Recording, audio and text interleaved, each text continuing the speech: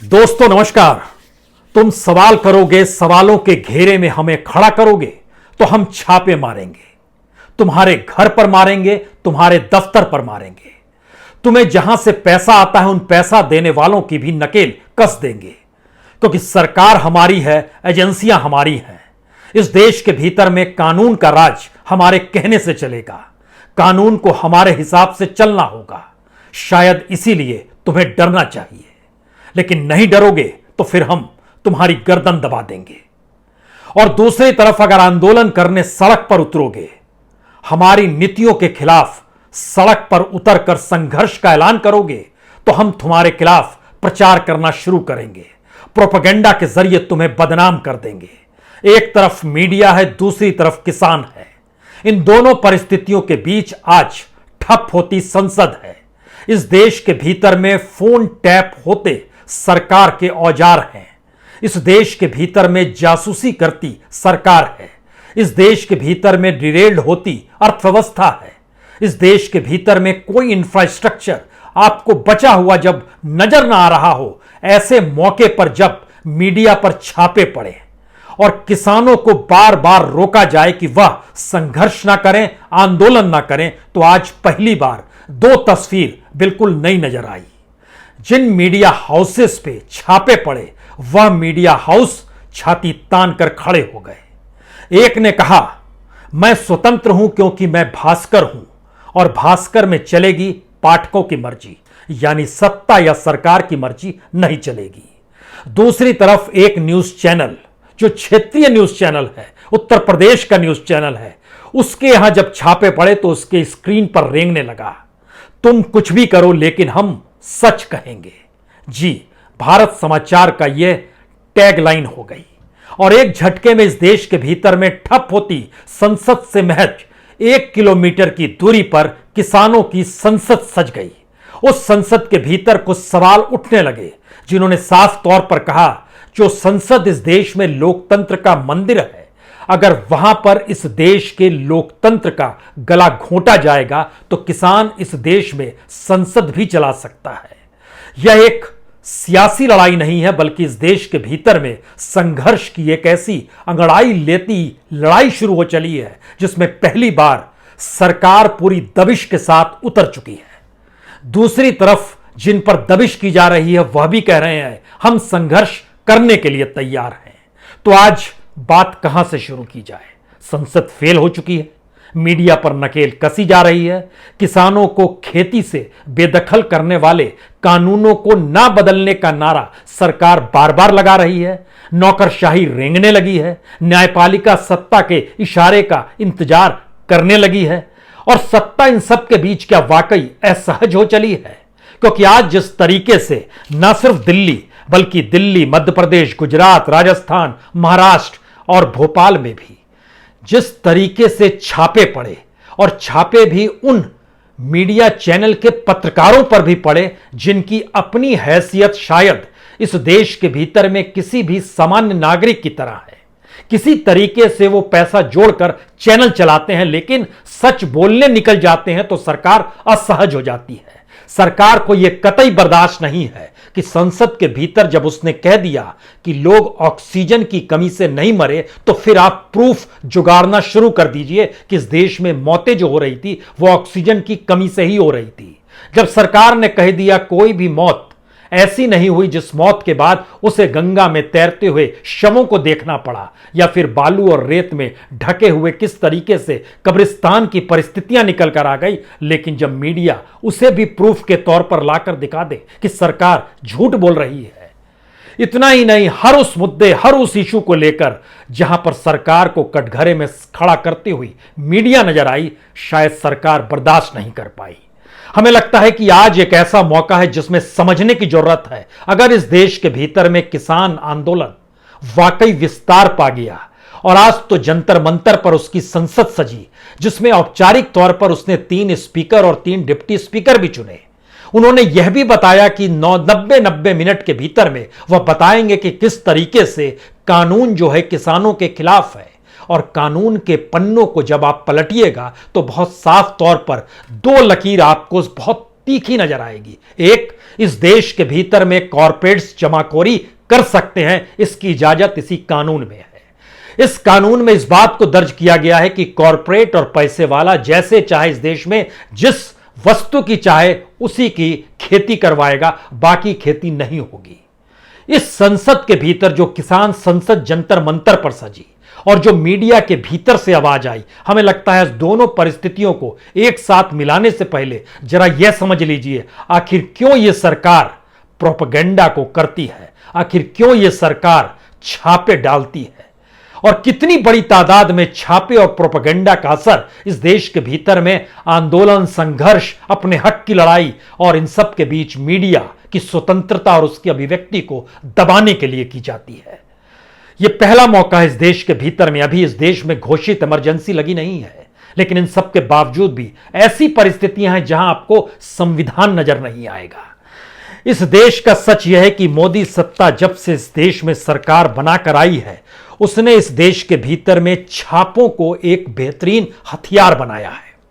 IT और ED, income tax और enforcement directorate super investigative agency हैं सरकार के, और खास तौर से दो मामले आज भी जो छापे मारे गए वो दो ही मामलों को लेकर मारे गए। एक तरफ पीएमएलए था, यानी prevention of money laundering act, यानी आप पैसा छुपा रहे हैं, ब्लैक मनी को छुपा रहे हैं, टैक्स नहीं दे रहे हैं, ये सारे आरोप लगाते हुए अधिकारी इन दोनों जगहों पर पहुंचे। और एक था फॉरेन एक्सचेंज मैनेजमेंट एक्ट, जो कि फेमा कहते हैं, उसके जरिए कुछ ऐसे लोगों की यहां छापे मारने की परिस्थितियां जो की गई वो प्रमोटर्स के घर में थी, जो कि प्रमोटर्स भास्कर ग्रुप के हैं। भास्कर देश का एक बड़ा अखबार का ग्रुप है जो सिर्फ एक दो राज्य नहीं, दर्जन भर राज्यों में अपने अखबार, अपने पब्लिकेशन को निकालता है। तो जाहिर है सरकार को यह बात रास नहीं आ रही है कि कोई उनकी नीतियों को लेकर, कोई उनके झूठ को लेकर, कोई उनके जन विरोधी पॉलिसीज को लेकर, कोई उनकी उस सोच को लेकर सवाल खड़ा कर दे जो सोच जनता के खिलाफ जा रही है। मीडिया का काम जनता को आवाज देना है, जनता की आवाज बनना है, लेकिन क्या उसे भी बदलने की तैयारी है? तो आइए जरा आज सरकार के पन्नों को खोल कर देखें। आईटी और ईडी ने इस दौर में जो कुछ किया, जिस रूप में किया, मोदी सरकार आने के बाद 2014 के बाद से जो रफ्तार इस देश में आईटी और ईडी के रेड की हुई है, यानी छापे जो मारे गए, वो आंकड़े बेहद गंभीर हैं। सवाल यह है कि क्या उससे पहले ऐसा नहीं होता था? यकीनन होता था, लेकिन इतनी बड़ी तादाद में नहीं होता था। आप कल्पना कर सकते हैं इस देश के भीतर में इन्फोर्समेंट डायरेक्टरेट, जो कि आज भास्कर ग्रुप के दरवाजे पर पहुंची, उसके दफ्तर में पहुंची, दिल्ली, मध्य प्रदेश, गुजरात, राजस्थान, महाराष्ट्र के दफ्तरों में, वहां पर जो प्रोमोटर्स हैं उनके यहां और मालिकाओं के यहां जो पहुंची, उसमें उनके जहन में फेमा ही था, उनके जहन में पीएमएलए ही था। और ईडी ने इससे पहले और अभी जितनी रेड मारी, हमें लगता है यह समझना होगा, मनमोहन सिंह के 5 साल के काल में, यानी 2009 से 2014 तक कुल मिला के 429 रेड इस देश में ईडी ने की, इन्फोर्समेंट डायरेक्टरेट ने की। लेकिन मोदी काल में कितने गुना ज्यादा बढ़ गई, इसका अंदाजा इससे लगा लीजिए कि अगर मनमोहन सिंह के दौर में 429 ईडी रेड 5 साल में हुई, तो मोदी काल में 5 साल में 2014 से 2019 तक के बीच में 2022 रेड पड़ी। यानी यह कल्पना के परे है कि एक साथ 5 गुना से ज्यादा तेजी इस दौर में रेड में आ गई। और 2018-19 में सबसे ज्यादा एक साल में रेड 670 रेड ईडी ने मारी है। सवाल यह है कि इन्फोर्समेंट डायरेक्टरेट जो रेड मार रहा है इस देश के भीतर में, उसकी सफलता कितनी है यह भी समझने की जरूरत है। मोदी काल में जांच शुरू की थी उसने 1003 मामलों को लेकर, लेकिन कितने लोग दोषी पाए गए? सिर्फ 9 केसेस में 9 लोग दोषी पाए गए। यानी इतनी बड़ी तादाद जो रेड की गई वो सिर्फ डराने के लिए थी, वो सिर्फ इस बात का अंदेशा था कि सरकार के खिलाफ जाओगे तो रेड मार देंगे, या फिर कुछ दबिश इस तरीके की थी कि सरकार के अनुकूल आप हो जाइए। दूसरा डिपार्टमेंट आईटी का है। आईटी का डिपार्टमेंट भी आज भास्कर के दरवाजे पर भी पहुंचा और भारत समाचार जो न्यूज चैनल मध्य प्रदेश, उत्तर प्रदेश का है, जो निकलता है लखनऊ से, वहां भी पहुंचा। और आईटी के अधिकारियों के सामने सबसे बड़ा सवाल था मनी लॉन्ड्रिंग का, ब्लैक मनी का, उसके मद्देनजर। और वह सवाल आता है आईटी ने इस दौर में कितनी रेड मारी है इस देश के भीतर में, हमें लगता है यह भी समझने की जरूरत है। मनमोहन सिंह के 5 साल के दौर में 2645 रेड 5 साल में मारी गई। मोदी काल में यह बढ़कर 3709 हो गई, यानी इस दौर में बढ़ोतरी लगभग 1064 रेड बढ़ गए मोदी काल में मनमोहन सिंह के काल की तुलना में। और इस रेड का सच यह है कि 2018-19 में सबसे ज्यादा 983 रेड मारे गए आईटी के जरिए, जब इलेक्शन प्रोसेस इस देश में था, यानी लोकसभा चुनाव की तरफ जा रहे थे। तो ध्यान दीजिए, लोकसभा चुनाव वाले साल में 2018-19 में इस देश के भीतर में सबसे ज्यादा आईटी और ईडी के रेड हुए। और यह भी कल्पना कीजिए, जब हमने उसको परखना शुरू किया, एवरेज जब निकाला, तो इस देश के भीतर में हर दिन इन्फोर्समेंट डायरेक्टरेट यानी ईडी लगभग 6 रेड मार रहा था हर दिन एवरेज, और आईटी डिपार्टमेंट हर दिन 10 रेड मार रहा था। और उसी की कड़ी में आज मीडिया के दरवाजे पर रेड की परिस्थिति शुरू हो गई, क्योंकि जिन खबरों को दिखाया जाता है वो खबर को पचा पाने की स्थिति में देश की सत्ता नहीं है। इतना ही नहीं, हमें लगता है यह भी देखना चाहिए कि दरअसल ये पूरे के पूरे रेड जो सुपर इन्वेस्टिगेटिव एजेंसी इस दौर में जहां पर एफआईआर दर्ज नहीं होती है, वह ईडी और आईटी का दफ्तर है।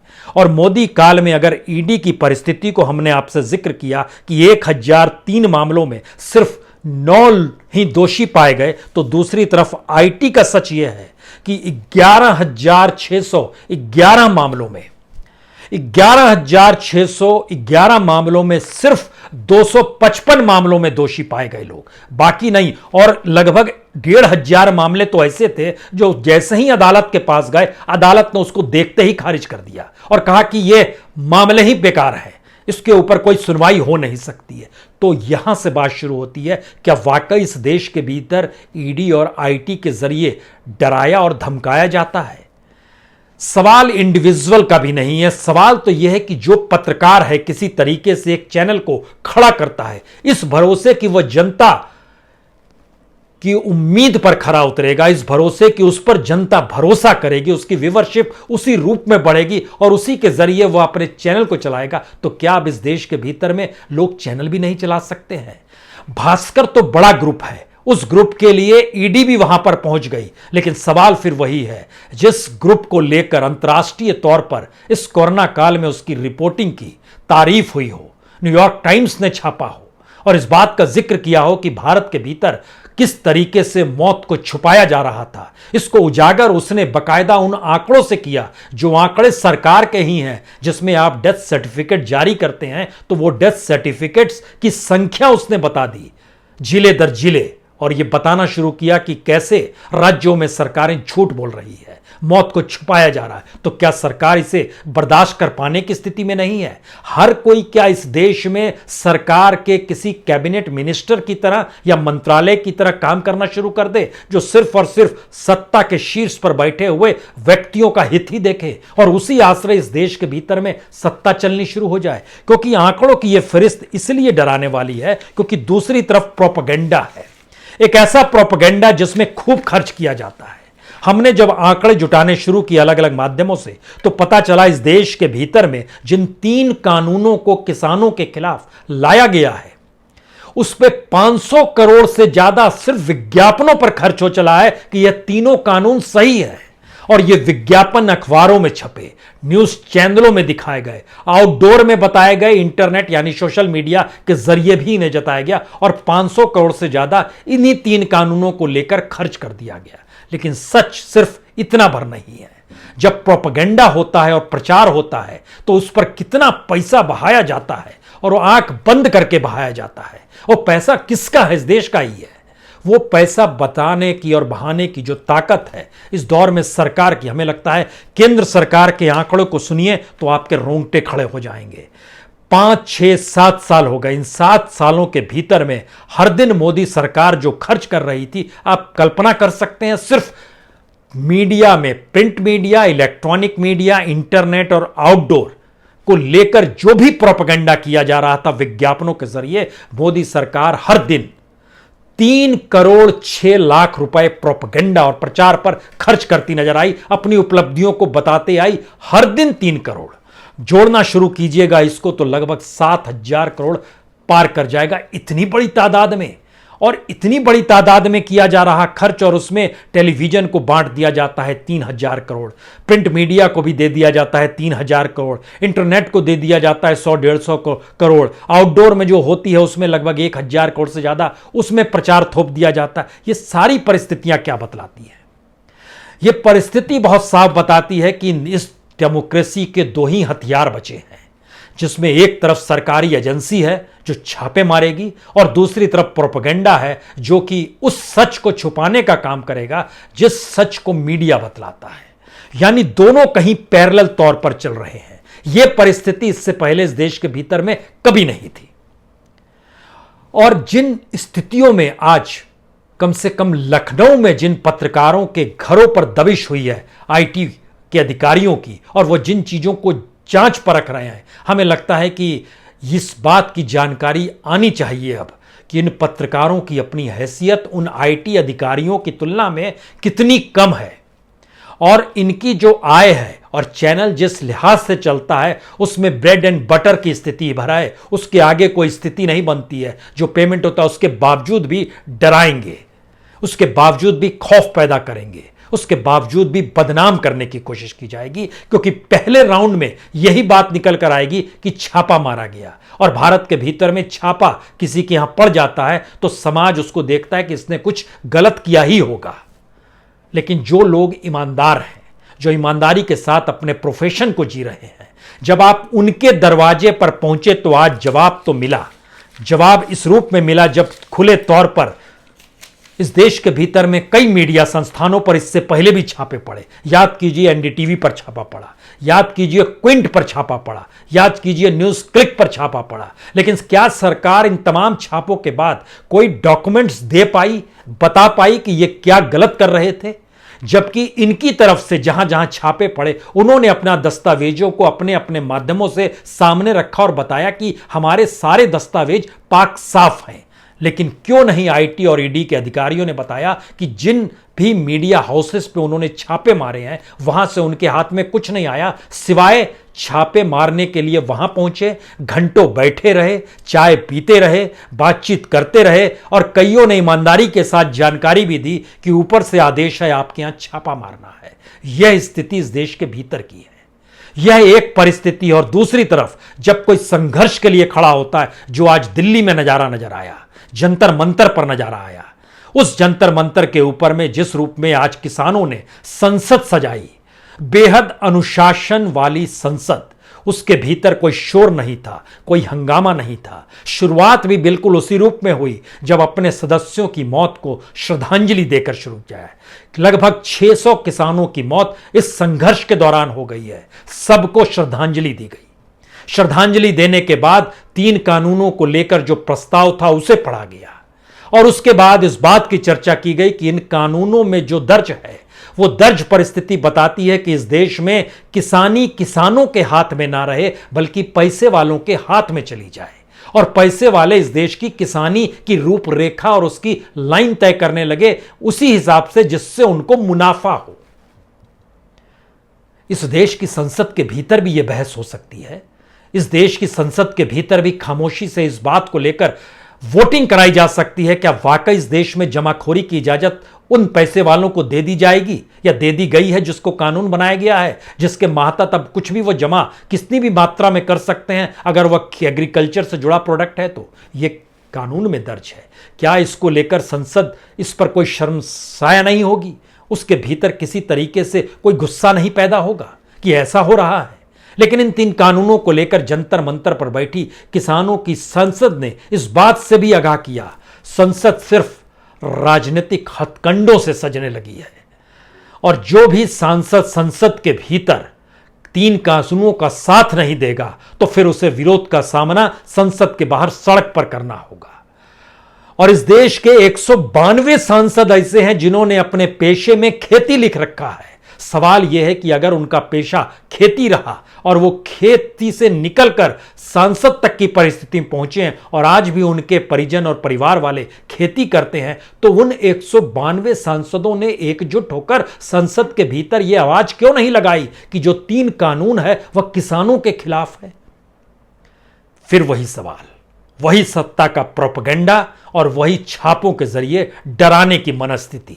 इन दोनों परिस्थितियों को यह सत्ता खूब शानदार तरीके से चला रही है। शायद इसीलिए भारत के इतिहास में जब पन्नों को पलटिएगा तो ऐसा मौका आपके सामने कभी नहीं आया होगा जब इस देश में छापों की संख्या 5 गुनी ज्यादा बढ़ जाए। आईटी डिपार्टमेंट हर दिन 10 छापे मार रहा है औसतन बीते 5 बरस में। ईडी डिपार्टमेंट हर दिन औसतन 6 छापे मार रहा है पिछले 5 बरस के दौर में। इस देश के भीतर में जो प्रोपेगेंडा हो रहा है, सिर्फ केंद्र सरकार का 1100 से 1200 करोड़ रुपया सिर्फ प्रोपेगेंडा में जा रहा है, प्रचार में जा रहा है। इससे पहले कभी इस देश के भीतर में किसी कालखंड में आपको देखने का मौका नहीं मिलेगा, लेकिन सब कुछ इस दौर में हो रहा है। और उस सब के बावजूद भी एक भी आवाज संसद के भीतर से इस रूप में नहीं निकलती है। क्या यह संसद अब ऐसी परिस्थिति में आ गई है जिसके सरोकार जनता से कट गए हैं, तो इसे चलाने की क्या जरूरत है? वो तमाम विपक्ष के नेता जो संसद के भीतर बैठे हुए हैं, वो किस लिए बैठे हुए हैं? जब उनकी बातों को सुना नहीं जाता है, जब वो जिन पॉलिसीज को लेकर बहस होती है तो सिर्फ अपने गुस्से को निकाल देते हैं, जबकि वो रिप्रेजेंट अपने पूरे इस देश के नागरिकों को कर रहे हैं और कम से कम अपनी कॉन्स्टिट्यूएंसी के लोगों को तो कर ही रहे हैं। तो 2 ही उपाय बचते हैं ऐसे में, या तो इस संसद के समानांतर एक दूसरी संसद जैसे आज किसानों ने खड़ी की, वैसी संसद इस देश के वह सांसद जो सत्ता के साथ नहीं है या सत्ता के भीतर पॉलिटिकल पार्टी बीजेपी के भीतर भी जो दुखी हैं, गुस्से में हैं, वो जान रहे हैं कि अपनी कॉन्स्टिट्यूएंसी में वह जाएंगे तो वहां उनके लिए मुश्किल हालात पैदा हो जाएंगे। वो गांव में नहीं जा सकते हैं, वो अपनी कॉन्स्टिट्यूएंसी में किसानों के बीच नहीं जा सकते हैं। आज की तारीख में तो युवा भी गुस्से में है, वो जान रहा है कि उसके हाथ में सिर्फ बेरोजगारी है। ये तमाम मुद्दे जब उठते हैं तो इसे ही तो मीडिया लेकर सामने आता है, यही तो उसकी ईमानदारी है और यही तो उसका सच है। इसमें किस बात की घबराहट? और भास्कर और भारत समाचार पर मारे गए छापे और इनका उल्टे जवाब देना कि अब हम सच के साथ हैं, या फिर सीधे तौर पर कहना मैं स्वतंत्र हूं, यह परिस्थिति बतलाती है कि समाज के भीतर एक टकराव की परिस्थिति धीरे धीरे बड़ी तीखी होती जा रही है। और यह किस दिशा में जाएगी कहना बेहद मुश्किल है, लेकिन यह पहली बार है कि आवाज या रास्ता संसद से नहीं, अब सड़क से निकलने की परिस्थिति धीरे धीरे बनने लगी है। किसानों की हुंकार उस दिशा में इसलिए बढ़ी और दिल्ली पुलिस को भी इजाजत देनी पड़ी क्योंकि वो जान रहे थे कि दरअसल दिल्ली पुलिस के भीतर भी बैठे हुए जो पुलिसकर्मी हैं वह भी जानते हैं उनका भी कहीं ना कहीं कोई ना कोई जुड़ाव गांव से है, खेत से है। तो एक सामाजिक परिस्थिति इस देश के भीतर में जो जहर घोलकर सामाजिक, सांस्कृतिक, आर्थिक तौर पर देश को टकराव में पैदा करना चाहती थी, वो टकराव शायद आने वाले दिनों में हो सकता है आपको बड़ा तीखा दिखाई दे। मीडिया अभी तक झुकता था, पहली बार खड़ा हो रहा है। किसान इससे पहले लौट जाते थे एक वक्त के बाद, अब किसान लौटने को तैयार नहीं है। युवा इससे पहले संघर्ष करते हुए सोचता था कोई नीति उसके अनुकूल बन जाएगी, अब वह संघर्ष करने पर आमदा है। वो जान चुका है उसका भविष्य इस सरकार और पार्लियामेंट के भीतर बनने वाली नीति या बहसों पर निर्भर नहीं हो सकता है, कुछ चीजें उसे तय करनी होंगी। शायद ये शुरुआत है, इंतजार कीजिए। बहुत बहुत शुक्रिया, बहुत बहुत शुक्रिया।